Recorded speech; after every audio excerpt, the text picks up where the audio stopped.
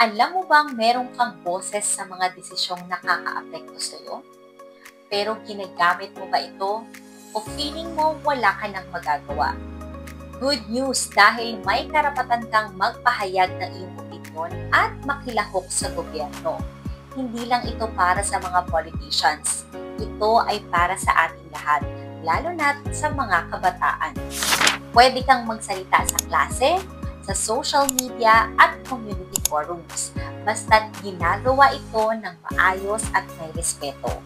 Pero paano mo gagamitin ang right na ito ng epektibo? Kaya next time na may issue na mahalaga sa'yo, ano ang gagawin mo? Magreklamo o maghanap ng solusyon? Sa demokrasya, lahat tayo may papel. Hindi lang tayo naghihintay ng pagbabago.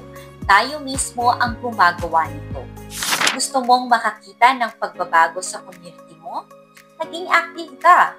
Sumali sa school councils, mag-register to vote, at sumali sa community projects. Dahil kung hindi tayo kikilos, sino? Ngayon, alam mo na hindi lang pangangarap ang iyong karapatan. Karapatan mo rin kumilos para sa iyong kinabukasan. So, anong issue ang pinaka-pinahahalagahan mo ngayon? Comment down below.